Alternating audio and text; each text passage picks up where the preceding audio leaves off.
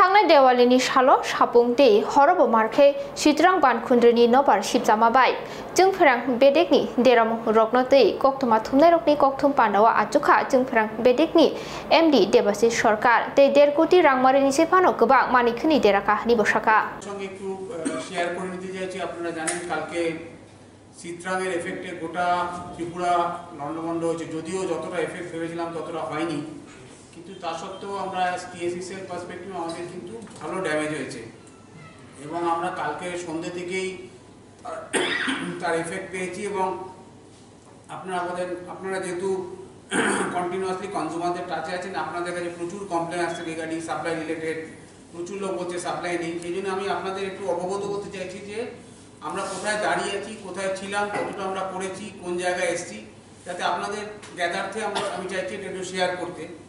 আমি প্রথমেই বলি, আমাদের আজ সকালবেলায় যদি আমাদের পজিশন দেখতেন, আমাদের টোটাল গোটা ত্রিপুরা শহরে 5খানা 66 কেবি কেবল ওভারহেড লাইন ফল্ট ছিল, 33 কেবি কেবল ফল্ট ছিল 11টা, 11 কেবি ছিল 65টা। এটা হচ্ছে আমাদের সকালবেলা 7টা 7:30। আমি আপনাদের ডাটা শেয়ার করে দেবো। তা এখন আমরা তারপরে 5খানা এবং আমার ম্যাক্সিমাম এফেক্টেড এবং ফর্চুনেটলি দেখা গেছে এবারের এই ঝড়টাতে নর্থ ডিস্ট্রিক্টটা এফেক্টেড কি কম্পারেটিভলি কম হয়েছিল, সাউথটা কিন্তু খুব ব্যাডলি এফেক্টেড। সাউথটা আমাদের আজ সকালবেলা যখন পজিশন ছিল, বিলোনিয়া, সাবরুম, সাতচাঁদ, পুরো এরিয়াটা আমার কমপ্লিটলি ডার্ক ছিল, কারণ ওর বেসিক ইনকামারটা হচ্ছে 66 কেবি ভোল্টেজ লেভেলে এবং যতগুলো 66 কেবি ইনকামার ছিল পুরোটাই বন্ধ ছিল। অ্যাডিশনালি অমরপুর, ওমপি বা আপনার যতনবাড়ি ওই পোর্শনটাও কিন্তু বন্ধ ছিল। এর বেসিক রিজন হচ্ছে যে মেন 66 কেবি ইনকামারটাই ব্রেকডাউন ছিল। তো আস্তে আস্তে অ্যাজ অফ নাও আমরা দুপুরবেলার মধ্যে পুরো সাউথ ডিস্ট্রিক্টটাকে 66 কেবি রেস্টোর করে দিয়েছি। বিলোনিয়া, সাবরুম, সাতচাঁদ এখন অল সাপ্লাই রেস্টোর। কিন্তু সাপ্লাই রেস্টোর হলে কি হচ্ছে, মেন সাপ্লাইটা রেস্টোর হয়ে গেছে। আমার প্রচুর জায়গায় পোল পড়া, এইচটি এলটি পোল পড়া, কন্ডাক্টর স্ন্যাপিং এসব হয়েছে, যার জন্য হয়তো আপনারা হয়তো সব জায়গায় এখনো সাপ্লাই পাননি। কিন্তু আমার মেন সাপ্লাইটা রেস্টোর হচ্ছে। এবার পরে মানে আমাদের যখনই কোনো আউটেজ হয়, আমাদের ডিফারেন্ট লেভেলে আউটেজ হয়, একটা ইএইচবি লেভেলে, একটা এইচবি লেভেলে, এলটি লেভেলে, তারপর ইন্ডিভিজুয়াল কনজিউমারে। মানে আমরা যতক্ষণ না বড় সাপ্লাইগুলো রেস্টোর করতে পারি, তখন মানে নিচের লেভেলে কার সাপ্লাই বন্ধ আছে সেটাকে অ্যাসেস করতে পারি না। যতক্ষণ না আমরা একটা সাবস্টেশনের সাপ্লাইটা চালু হলো, সাবস্টেশনের থেকে কটা আউটগোয়িং চলবে সেটা বুঝতে পারি না। সুতরাং আমাদের প্রায়োরিটি থাকে সবসময় ওপরের দিকের ভোল্টেজের সাপ্লাইগুলোকে আগে রেস্টোরেশন, মানে সেইটা পরিস্থিতিতে আমি আপনাকে আপডেট করলাম যাতে আপনাদের নলেজের সুবিধা হয়। এরপরে আমরা এখনো পর্যন্ত আমরা 66 কেবি আর 33 কেবিটাকে কন্ট্রোলে নিয়ে নিয়েছি। আমার এখন 11 কেবির ওপর কাজ করছি।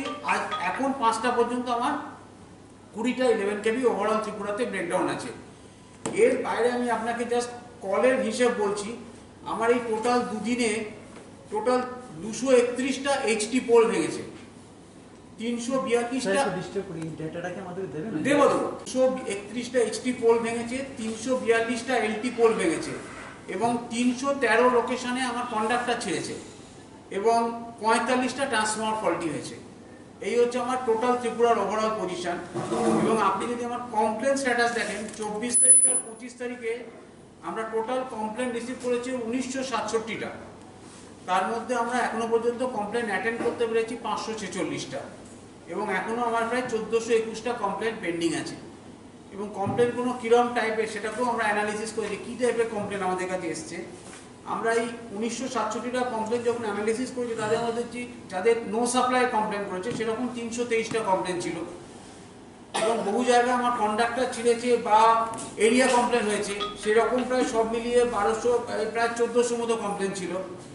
180টা ছিল সার্ভিস লাইন তার ছিঁড়ে গেছে, 5খানা ট্রান্সফরমার ফেলিয়ার ছিল। সুতরাং মানে আমাদের একটু বলে রাখি, আমরা এই 1912তে কিন্তু লাস্ট 4-5 মাস ধরেই আমরা আমাদের ম্যান পাওয়ার এবং গাড়ির সংখ্যা দুটোই বাড়িয়েছি। সেইটাকে আমরা মেনটেন করে 15টা এখন আমার পার শিফটে 15 জন করে লোক আছে 1912তে। আপনি যদি এখনো ভিজিট করেন দেখতে পাবেন আমার কিন্তু ইভিনিং শিফটে এবং মর্নিং শিফটে 15 জন করে লোক থাকে, রাত্রিবেলা 10 জন করে লোক থাকে টু অ্যাটেন্ড দ্য কল, মানে কমপ্লেন নেওয়ার জন্য এবং ডিস্ট্রিবিউট করার জন্য। প্লাস আমার টোটাল 15টা এফআরটি গাড়ি চলে পুরো আগরতলা টাউনে, যেটা 24/7 চলে। তা সত্ত্বেও হচ্ছে this is my call position. মানে আমরা আশা করছি যে এই পুরো পিকচারটা যদি আমার আজকে সারাদিন, যেহেতু আজ আমাদের আবহাওয়া সাথ দিয়েছে, আমরা আশা করছি আজকে রাত্রের মধ্যে 80% আমরা প্রবলেম সলভ করে ফেলবো এবং বাই কালকে দুপুরের মধ্যে উইল বি নর্মাল, যদি না আর ফার্দার কোনো ডিটোরিয়েশন অন্য কোনো প্রবলেম আসে।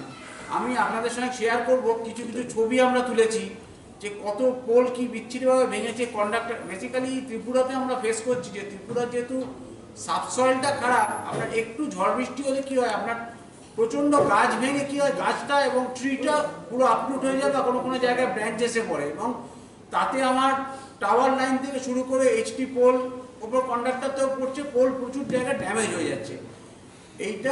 এইটা মানে এমন একটা প্রবলেম, এটা ত্রিপুরার একটা পেরিনিয়াল প্রবলেম, এটা কারোর হাতের মধ্যে নেই, এটাতে আমি কিছু, যার জন্য আজ আমাদের এত ওভারহেড নেটওয়ার্কের এত প্রবলেম হয়। সেই জন্যই আমরা এইখানে প্ল্যান করেছি যে আগরতলা টাউনটাকে আমরা আস্তে আস্তে পুরোপুরি আন্ডারগ্রাউন্ডে কনভার্ট করে দেবো, যাতে অ্যাটলিস্ট সিটির মধ্যে এই ব্রেকডাউনটা কম করা যায়। আমরা এইচটি এবং আমরা প্ল্যান করেছি, রিসেন্টলি একটা প্রজেক্ট নিয়েছি, আমরা আগরতলাতে 130 কেবি, 30 কেবি এবং 11 কেবি পুরো আন্ডারগ্রাউন্ড করে দেবো উইথ রিং মেন অ্যারেঞ্জমেন্ট, যাতে আমাদের একটা জায়গা থেকে ফল্ট হলে অন্য জায়গা থেকে রেস্টোর করা যায়, সেই মতো অ্যারেঞ্জমেন্ট করেছি। প্লাস আমাদের এই এডিবি প্রজেক্ট একটা অ্যাপ্রুভ হয়েছে, যেটা অলরেডি আমরা জব অ্যালোকেশন করে দিয়েছি। তাতে আমরা এই যে বেয়ার কন্ডাক্টরগুলো আছে সেগুলোকে আমরা কভার কন্ডাক্টরে কনভার্ট করছি।